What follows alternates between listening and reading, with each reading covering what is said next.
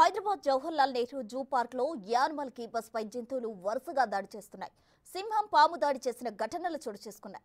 భవిష్యత్తులో ఇలాంటి ప్రమాదాలు జరగకుండా జాగ్రత్తలు తీసుకుంటున్నామని జూ పార్క్ డైరెక్టర్ సునీల్ తెలిపారు. యానిమల్ కీపర్స్ రక్షణకు అన్ని విధాల చర్యలు తీసుకుంటున్నామంటున్న సునీల్ తో మా ప్రతినిధి Ram Prasad face to face. హైదరాబాద్లో ఉన్నటువంటి జవహర్లాల్ నెహ్రూ జూ పార్క్ ఏదైతే ఉందో జూలాజికల్ పార్క్లో వచ్చేసి నిన్న సోమవారం రోజు దాడి చేయడం జరిగింది. ఆడసింహం దాడిలో అయితే ఇక్కడ యానిమల్కి సంబంధించినటువంటి యానిమల్ కీపర్ పైన దాడి చేయడం జరిగింది. దీనికి సంబంధించి మనతో మాట్లాడడానికి zoological park curator come director Sunil గారు ఉన్నారు. మాట్లాడే ప్రయత్నం చేద్దాం. సార్, నిన్న ఇక్కడ జంతువు దాడి చేయడం జరిగింది, ఆడసింహము యానిమల్ కీపర్ పైన.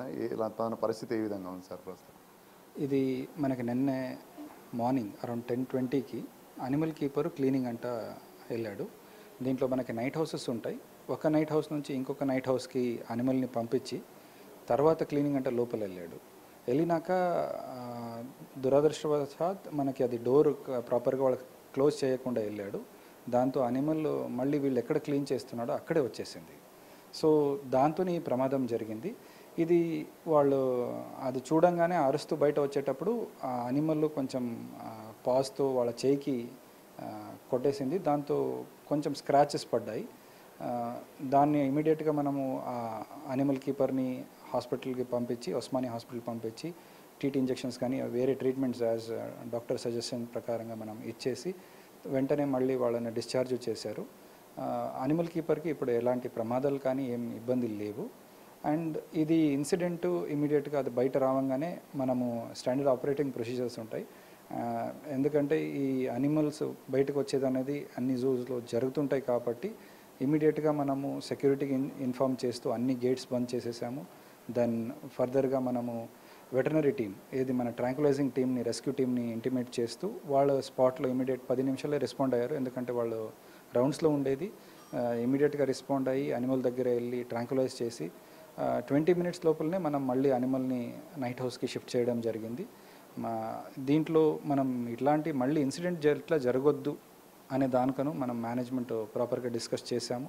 ఫర్దర్గా మనం ఇంకా ప్రాపర్ స్టెప్స్ తీసుకోవాలనేది మనం. అదేవిధంగా మనం చూస్తే అది నిన్న అక్కడ బయటికి కూడా వచ్చింది అంటున్నారు. అంటే బయటికి అంటే అది డిస్ప్లేలో జనాలు వచ్చేట అక్కడికి వచ్చిందా? అది ఏ విధమైనటువంటి ప్లేస్లో ఉంది సార్? అది ఇది actually African lion paralysed animal మనకి ఆఫ్ డిస్ప్లేలో ఉంది. అంటే మన ట్రీట్మెంట్ చేసే వెటర్నరీ హాస్పిటల్ దగ్గరనే ఉన్న ఒక సమ్మర్ హౌస్ అంటాము, అక్కడ ఉంది.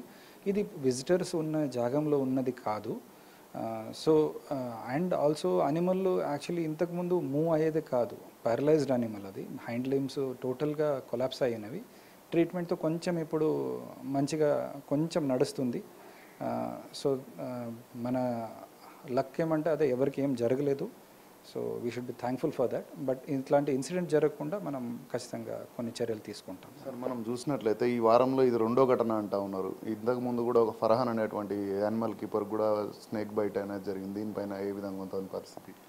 అది మన లాస్ట్ వీకు మన night assistant animal keeper night rescue హాస్పిటల్లో ఉండేవాళ్ళు. అది దగ్గరలోనే మన సెక్యూరిటీ గేట్ దగ్గర ఏదో పాము వచ్చిందంటే వెళ్ళి రెస్క్యూ చేద్దామంట వెళ్ళాడు. బట్ ఓన్లీ తోక పట్టడంతో హెడ్ ఫ్రీగా ఉండి నిర్లక్ష్యంతో మనకి అంటే మిస్ హ్యాండ్లింగ్తోనే పాము రసిల్స్ వైపర్ వాళ్ళకి కడిసింది. దాంతో ఇమీడియట్ మనం వాళ్ళను హాస్పిటల్కి తరలించి యాంటీవెనము ఇదన్నీ మనం ట్రీట్మెంట్స్ ఇస్తున్నాము. ప్రజెంట్ కండిషన్ ఏమో అది మంచిగానే అయ్యాడు. వాళ్ళకే కొంచెం పాతదే కిడ్నీ ఇష్యూ ఉండవల్ల దాని ట్రీట్మెంట్ డయాలిసిస్ కానీ వేరేదో మనము చేస్తున్నాము. ఇంకా ఫర్దర్గా మనకి ఇష్యూస్ ఉంటే ఈవెన్ నిమ్స్లను మాట్లాడి పెట్టాము.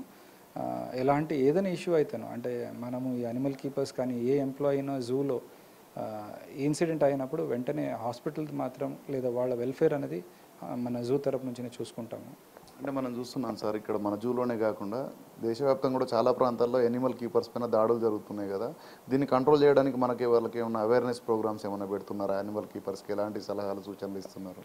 ఇది ఖచ్చితంగా మనం దీని పాయింట్ను మనం డిస్కస్ చేసాము మేనేజ్మెంట్. దీంట్లో ప్రాపర్గా మనము కొన్ని అవుట్ సైడ్ ఎక్స్పర్ట్స్ను పిలిపించి మన అనిమల్ కీపర్స్కి ఎలా మనము జాగ్రత్తలు తీసుకోవాలనేది మనం చేయాలనుకున్నాం. ఇంతకుముందును కొన్ని ట్రైనింగ్స్ తీసుకున్నాము మన స్టాఫ్కి. బట్ ఇక్కడ ఏమంటే నిర్లక్ష్యం అనేది ఎట్లా కావద్దు.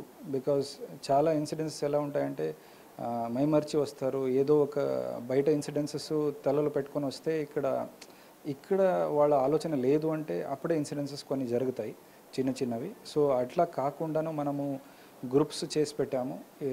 ఎట్లా ఎస్పెషలీ మేజర్ అనిమల్స్ ఉంటే కంపల్సరీగా గ్రూప్స్లోనే వెళ్ళాలి. ఇట్లాంటి కొన్ని చర్యలు మనం ఇంప్లిమెంట్ చేస్తున్నాము ఇప్పుడు రానున్న రోజుల్లో. అంటే దీన్ని మొత్తము మనకు జూలో చాలా రకాలైనటువంటి జంతువులు ఉంటాయి కదా, అంటే వీటిని ఎట్లా సపరేట్ చేసి వాటికి సేఫ్టీ కానీ మెయింటెనెన్స్ కానీ కొనసాగిస్తూ ఉన్నారు సార్ ఇక్కడ?